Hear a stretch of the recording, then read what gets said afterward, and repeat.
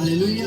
वचन कहता है सदोम और अमोरा थी एक गांव का पाप इतना भर गया था, परमेश्वर यहोवा क्रोधित हो गया कि ये लोग तो पश्चाताप नहीं कर रहे, ये पाप में घुसे हुए हैं, ये अपना मन नहीं फिरा रहे। परमेश्वर जब क्रोधित हो गया, अब्राहम ने कहा कि नहीं परमेश्वर, तू सब लोगों को कैसे मार सकता है, उसमें तो धर्मी जन भी है जो प्रार्थना करते हैं।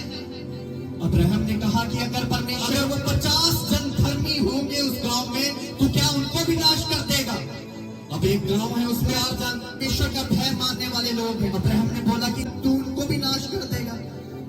परमेश्वर ने बोला कि अगर 50 धर्मी होंगे तो मैं उस गांव को छोड़ दूंगा, उसे नाश नहीं करूंगा, उसे नष्ट नहीं करूंगा। पर उस गांव में से फिर 50 जन भी नहीं निकले। फिर अब्राहम ने कहा कि परमेश्वर, अगर 45 निकल जाए तो फिर तो तू क्षमा कर देगा, फिर धर्मी जन को तो तू बचाएगा, वो धर्मियों के कारण उनके ऊपर वो आग नहीं बरसाएगा, वो गांव को तू सुरक्षित कर देगा, उन्हें उसे नष्ट नहीं करेगा, उसे बर्बाद नहीं करेगा। पर उस गांव में से 45 जन भी नहीं निकले, फिर 40 हुए।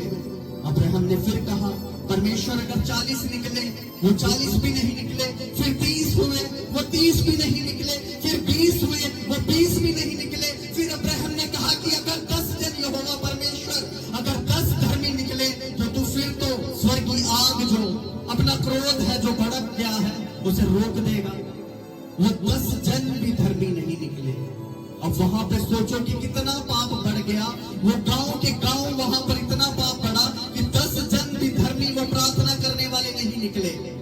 वचन कहता कि तब लूत का जो परिवार था, परमेश्वर ने बस उसको बचाया, अपने दूत को भेजा और लूत को बोला कि तू अपने परिवार को लेके यहाँ से निकल जा, तू दूर दूसरे गांव में नहीं चला जाएगा, तब तक मैं इस गांव को नष्ट नहीं करूंगा, इसको बर्बाद नहीं करूंगा, तब तक आग नहीं वो स्वर्ग से गिरेगी। Hallelujah, hallelujah.